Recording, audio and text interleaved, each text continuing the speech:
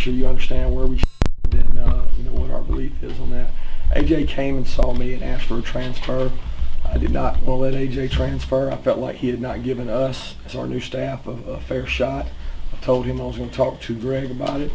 I got to go talk to Greg about it and express my opinions to Greg, how I felt about it. And Greg realizes that the recruiting world has changed. He's on the same page with me. And the SEC has a rule that you're not allowed to transfer in conference. So that rule stands. They have that reason for a reason. Have that rule for a reason. And the main reason the SEC has the rule is to keep other teams from recruiting kids from current teams on the roster within the SEC.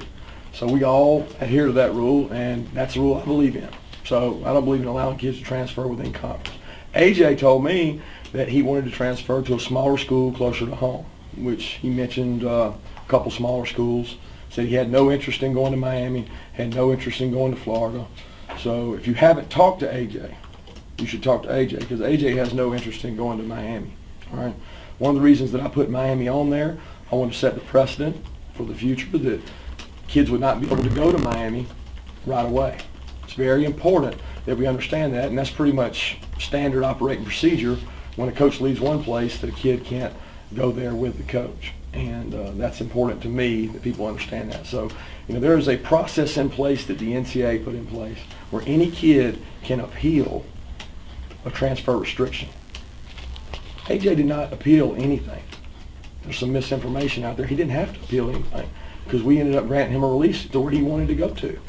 So AJ is completely happy with the situation. Moving forward, where it's more important to know, we will not release kids to SEC schools unless it's a special situation. And we will handle those situations on a case-by-case basis. And there are very few situations where you want a kid going to somebody on your schedule or somebody in your league.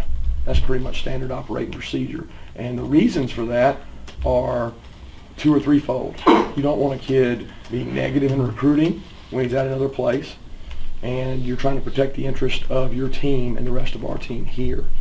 And you don't want to have to play against them for obvious reasons. So we'll handle those going forward. Greg and I have talked about it on a case-by-case basis, but please understand that A.J. Turman is going to be able to go where he wants to go. Okay, and part of the reason A.J.'s leaving is he did not play here.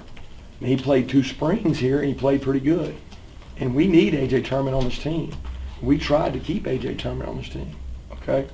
But he is not being blocked from going where he wants to go. Let's make that perfectly clear, because he didn't play here, and the person that was coaching him here is now there at Miami. So that has nothing to do with where he's wanting to go. He doesn't want to go to Miami. He's made that perfectly clear to me. So